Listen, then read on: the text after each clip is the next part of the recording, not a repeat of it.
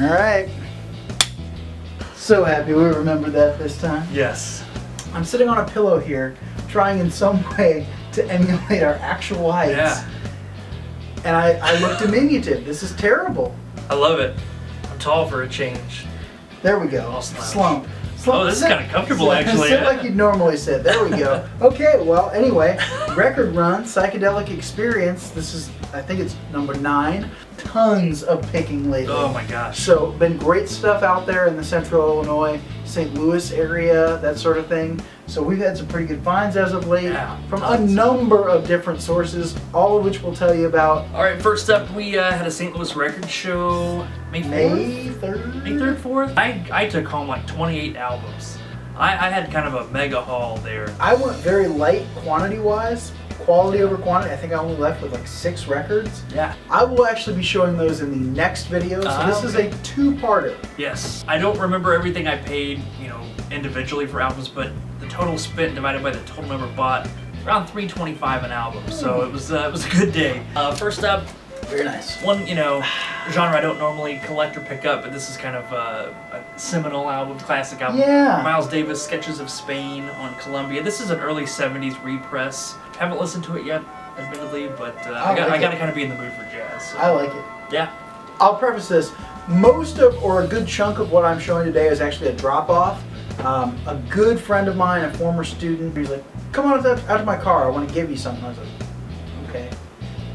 Box of about 75 records. Nice. I'm not going to show everything, not only because some of it just isn't up my alley at all, but also a lot of it were upgrade copies for me. I'll start kind of working my way progressively towards what I'm excited about. Elton John. It's not everybody's thing. It's not totally my thing, but don't shoot me, I'm only the piano player. Not only has some kind of interesting packaging where it's like sort of a movie program inside. I don't really know how to explain that, but it's like a 10-page booklet. And it does have Daniel kicks off the album and Crocodile Rock. And as I already alluded to, I'm a big fan of High Fidelity. And Crocodile Rock is in High Fidelity. And admittedly, I probably have about 5 or 6 Elton John albums. Yeah. And when it comes time to purge, I don't get rid of them. Whenever I hear Crocodile Rock, it makes me think of the Muppet Babies theme song for some reason. It's that wah, wah, wah, wah, wah, wah. And your feet just can't keep still. I never knew me a better time, and I guess I never will. Who's your favorite Muppet? No, I don't know. I almost doused you with this water. The answer is Fozzie, and there are no other answers. Fozzie. Next up from the record show hall, this is Echo and the Bunnymen, self-titled. It's not their debut. This is actually like their 5th or 6th album, but it's self-titled. Listen to this already. Really, really, really dug this. This is the kind of 80s stuff that I like. Sam over there apparently is into Van Halen and stuff. I do like Van Halen. I stand by Van Halen being a good band. A bunch of this type of stuff, Kansas. This is Leftoverture. It's the one with Wayward Son, Carry On Wayward Son on it. And I thought I'd keep it because I kind of dig the cover art. Yeah. And Carry On Wayward Son. Yeah. Kind of an awesome song. It is, yeah. If you like 70s AM rock, I'm not in love with 70s AM rock, but man, that's pretty good 70s AM rock really song. Good. So. Yeah. I won't talk a lot about this. This one was one I've been really looking for a while, and I've had a tough time coming across. This is the Allman Brothers Band self-titled debut. I actually technically sort of had this. I have Allman Brothers Band Beginnings, which was a 2 LP set. It's actually their first 3 albums, I believe, kind of compiled on 2 LPs. 2 LPs? That's which is kind of cool. Different.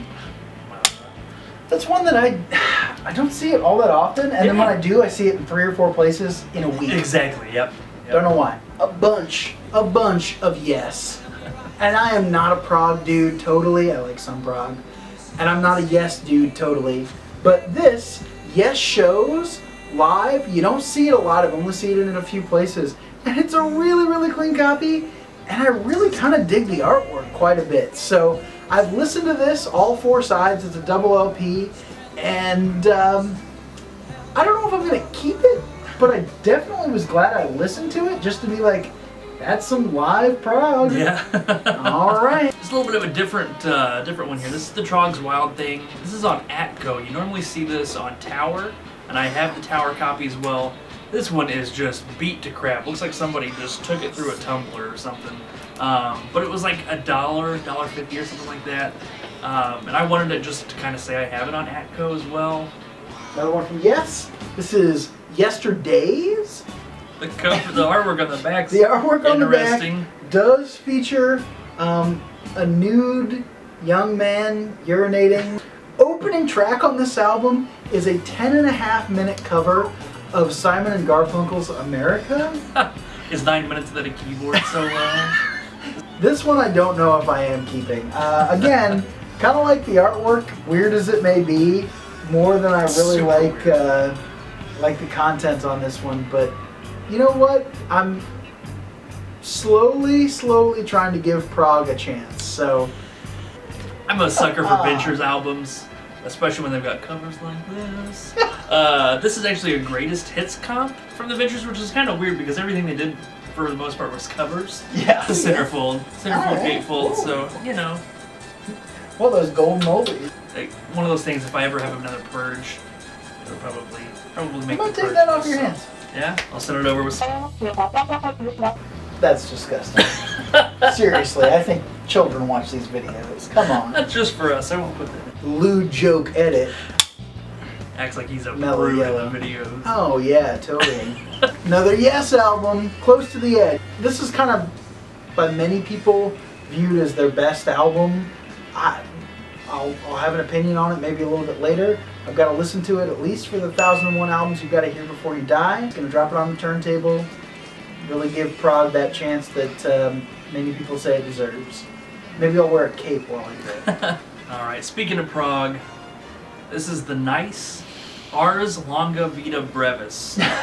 I hated this. I can't say enough how much I loathed this album. Side 1 ended, and I was digitizing it. Everything I listen to now, if I don't already have it on my computer, I digitize it. Side 1 ended, and I stood by my turntable for like 4 minutes and was just like, I don't know if I can flip it over. I don't think I can endure another side of this. And I was like, nope, I've got to. I'm going to give it another chance. Maybe side 2 will blow my mind. It didn't. It was just as bad, if not worse, than side 1. The cover's super cool, and I see it a lot in record stores, and was like, oh, I'll give it a chance. Tim, I know you're a big fan of it, and we're super excited when I posted this on the Facebook page, but I'm sorry, man. The 2 thumbs way down on this.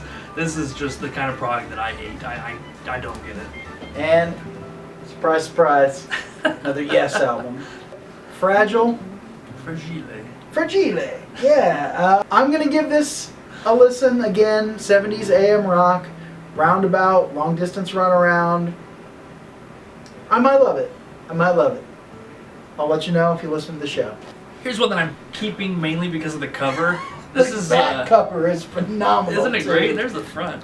This is the Great Metropolitan Steam Band self-titled album. But this is, it looks ragtimey, and it kind of is in a couple spots. You know, that was sort of a novelty thing at the time. Yeah. But for the most part, it's kind of just blues rock and sort of a Big Brother and the Holding Company vein without the psych. Without the psych, though? It's just kind of like the straightforward kind of blues rock.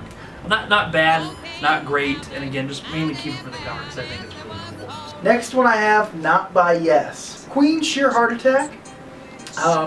The album you hear about from Queen all the time that everybody freaks out about is Night at the Opera. This one has some good stuff on it too, though. It is on the 1001 you have to hear before you die, so ding! Here's another one I'm kind of on the fence about keeping. This is Cupid's Inspiration, Yesterday Has Gone. This is actually UK pressing. It's kind of just straightforward pop rock, sort of ballady in a couple spots, soulful in other spots. Not terrible, just didn't blow me away. It was just kind of one of those I listened to and was like, boy, there's nothing that really stood out. You know, nothing really memorable about the songs. So, progressively towards albums I'm a little bit more excited about. This is actually an incredibly clean copy of Traffic's John Barleycorn Must Die. Here's the thing about Traffic stuff. Sometimes I feel like they're the band that, more than anybody else I can think of, is emblematic of not knowing what they wanted to be. The Steve Winwood, his pop sensibilities sometimes take over, even in the midst of a more jammy album like this. Yeah. And then every once in a while, the Chris Wood, Jim Capaldi side kind of takes over, and they get really jazzy, jammy. Mm-hmm. And while I don't dislike either of those things, and I won't even say I dislike the pop sensibilities of of Steve Winwood, they just never commit to either of them, and so I find myself when I'm listening to albums like this going, wait a minute, what am I listening to? Yeah, and then I ask, well, wait, is that a good thing? Right. It might be a good thing. I really do want to give it a couple more spins and see if it grows on me. I didn't dislike it when I heard it first, so... All right, some blues rock here. This is John Mayall and the Blues Breakers' Bare Wires. I haven't listened to this yet, but I do like me some John Mayall. Oh, yeah. You know, it's about as good as blues rock got in the 60s. You know, not talking psychedelic blues rock or, you know, whatever. These are just kind of straightforward blues rock. Fantastic playing from everybody on his albums. Kind of attracted the best of the best. Oh, yeah, absolutely. And, yeah, so I'm excited to give this a listen. I know I'm going to like it. It's kind of one of those you pick up. Aqualung from Jethro Tull. Of course, it's got the hits on it, Aqualung and Locomotive Breath. Again, standard AM, 70s rock. But I really, really dug some of the jam sessions. Kind of into it. I gave it a listen about the same time you did. I'm okay on it. So. By the way, Aqualung, 1001 albums you have to hear before you die. This is Jimi Hendrix in the West. I don't normally pick up stuff like this. I kind of more just kind of a straightforward studio kind of a guy. Yeah, Hendrix Experience. But this is kind of a cool album. This is a live collection of stuff recorded around like between late '68, I believe, and into early 1970. You know, it's kind of a cash-in in that it was issued after his death, but it's not from a budget label. This is on Reprise, so kind of cool stuff there. Joni Mitchell's Court and Spark. This is an album that I will say I think is overrated. 1001 you have to hear before you die. Rolling Stone 500 greatest of all time. Man, I just, in total, Court and Spark doesn't really do it for me. It's kind of lost on me. Yeah. I'm giving it another chance. I'm going to hold on to it. Again, I'm slave to the 500 greatest of all time. If I own one of those, I can't get rid of it. That's going to be the situation with another record that I talk about here. Ah, interesting. So, that's what we call previewing or teasing in the business. You've been teased in the business before, haven't you? Lewd joke, oh no. It's a British Invasion, the Hullabaloos, England's newest singing sensation. Love it. I really do like the Hullabaloos. It's fun stuff. Again, just straight up British Invasion. This is on roulette. It even has a stamp on the front. You know, well, a stamp. It's just part of the artwork. Recorded in England. So I mean, they were totally cashing in on that British Invasion craze. Cha-ching. This is an album that I fully intended to listen to and put in the sell pile right away. Really? And then I saw 500 greatest of all time, Rolling Stone. Rod Stewart's Yeah. Every Picture Tells a Story. And I didn't hate this as much as I thought I would. Yeah? Maggie May is kind of my least favorite 70s AM rock song. Really? I think it is the most bland rock and roll song ever. Kind of like some of the other stuff on this, and again, it's really clean. It's in good shape. There was one of these though, I think it was Seems Like a Long Time, that I kind of liked. The Elvis cover of That's Alright Mama. Oh boy. Filler! Yeah, I'm holding on to Rod Stewart. Every Picture Tells a Story. Well, and he did some like exclusive interview with one of the networks a couple years back, and it was one of those things where the preview teaser was like, so tell us about the women. And he was like, in all honesty, there weren't that many. I mean, he's like, maybe 50. Okay, I mean, that's less than I would have expected, but more than I would be friends with a person with. I mean, like... One of your favorites, sir. Otis Redding, live in Europe. Oh my gosh, just fantastic. Respect, Satisfaction, Try a Little Tenderness. Oh, just great song. Yeah.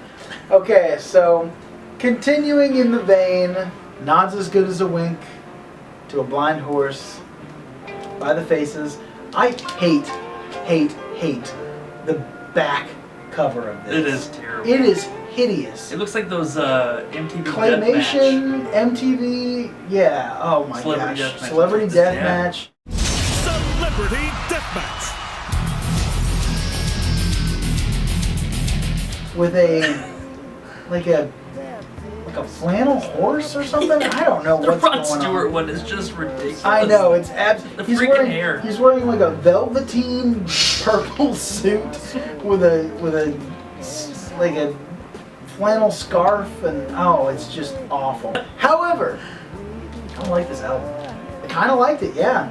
I like the faces. Gonna hold on to this one. That was the one you had to see before you died. Some blues. This is Muddy Waters, Yes! the London Sessions. Oh. I haven't listened to this yet. Again, we've got so many albums that it's been really tough. I've listened to about half of everything I've picked up this month, but really excited to give this a spin. Love Muddy Waters. Really, really looking forward to giving this a listen. Yet another theme continues here. This one's a little bit harder to find though. Faces Ooh La La. The write-up in 1001 Albums You Have to Hear Before You Die of Nods as Good as a Wink says, the less said about this album, the better. But I love the title track for this. Yeah, I do too. Featured in Rushmore, my favorite Wes Anderson film from 1997. Would you like to dance? Yeah, but let's see if the DJ can play something with a little more. Ruben!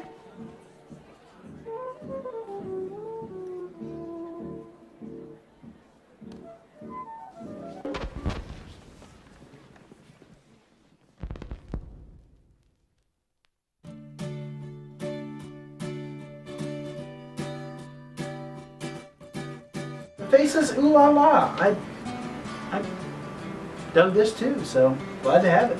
Cool stuff. One of Sam's favorite artists. This is Neil Young, self-titled debut.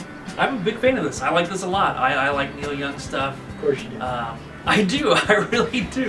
Does it sound bland and pretentious? I don't think so. Well, And maybe it's because I'm bland and pretentious, so it just fits me. again, disclaimer, I don't hate Neil Young. No. I just do not think of him as rock god Neil Young. I don't see how you can't put him in the pantheon, man. Really? Yeah. No, just doesn't belong in me. Would not consider him among the 100 greatest artists of all time. Well, maybe not 100 greatest artists of all time, but would you put him in the Rock and Roll Hall of Fame? Yeah. Yeah. The last one from my absolute free drop-off Gimme Records. The last two are coming, so the Who by Numbers, I kind of think this is not the greatest Who album. Yeah. I think most I people agree. would say that, not the greatest Who album. But if you're into the Who, and you want to see some more stuff that we've posted, stay tuned for part 2, which we'll post next week, because got some cool Who stuff Definitely. that I want to show in that one too. Kind of in the prog vein again. This is curved air conditioning. Yeah, I don't know. Again, not terrible. Way better than the Nice. The Nice, I hated that kind of prog stuff. This wasn't bad. This is the kind of prog that I'm like, okay, it's a little bit spacey in spots. It's, gets a little heavy. I'm good with that kind of prog. Let's fit that bill. So. And this is my last record, again, absolutely free. A very nice copy of Yeah. Pink Floyd's Animals. Very happy to have that. I will be showing a little bit more Pink Floyd in the part 2 of this video, I guess, which should be coming out next week. Really happy to have this nice clean copy of 1977's Animals. Alright, we've got 3 albums left, so I'll go through these pretty quickly here. This is Colors Atmosphere. I have their first album. Really, really like the first album a lot. Sort of kind of Beatles-inspired pop rock, but it's a little bit dark in spots. So I was kind of expecting that from this. This is not as good as the first album. This is kind of a step down. Still kind of that same pop rock vibe. Not as dark, so it's it's a little bit more mainstream pop rock. Again, not bad, but pretty enjoyable stuff. I'm a big fan of Bob Seger System's first album, Ramblin' Gamblin' Man. Love that album a lot. This is the 3rd album from the Bob Seger System, and this is sort of like the first one I would say Bob Seger album is. This is Mongrel. Okay. So not quite the Ramblin' Gamblin' Man stuff. A couple tracks get a little bit heavier like that, but for the most part, this sounds like Bob Seger stuff. Not bad, really enjoyable. He's got a great voice, very soulful, powerful. Yeah, again, 70s AM rock. Yeah, oh, absolutely. Some of the best of it, yeah. There's a ballad on here, Big River, I think it is, that it's like, oh, that should have been a hit for Bob Seger. So if you're a fan of Bob Seger, this is going to be right up your alley. And if you're kind of on the fringe about it, go ahead and pick it up anyway, because there are a couple heavier tracks that make it sort of like kind of stand out from the Bob Seger stuff. Would you say that your guarantee about that is like a rock? That was so stupid. Alright, and my sort of cream of the crop of this batch of LPs. This is Bob Dylan, The Times They Are A-Changin'. This is a mono copy, original. I think it even is 1A in the dead wax, which is really cool. This is probably the 2nd, maybe 3rd copy I've ever seen. Yeah, period, it's of this just album. the one I don't see, and I have that copy that I showed in a video earlier. Yeah. And I would say that was the first or second time I'd ever seen I know it. this is one for both of us that we were kind of seeking out pretty hardcore for a while. We're really happy to have this. It does have the original inner as well. Oh, that's I'll go ahead and kinda show that. It's lyrics. And it's kind of weird because I thought, oh, it's missing a page because it says like 2 and 3. Nope, this is the only one that came with it. This is 1. The back is 4. Oh, is that where it, yes, okay. I'm with you, so 2 and 3 looks like they didn't scream from the gate forward, I guess. And with that bombshell, It's late, folks. I'm tired. we actually have a video which, admittedly, the way we chose to do it was the cream of the crop is kind of coming. Yeah. So if this one wasn't your jam, I guess, Yeah. we have a lot of really good stuff coming. Though I am so pale. I just realized I'm like blending in with this chair and then the wall. Anyway, good stuff to come. We'll definitely be back with another video in about a week. Thanks so much, and remember to tune into the show on Thursday nights from 8 to 10 p.m. Central Daylight Time. Until next time, avoid scratches and stay in the groove.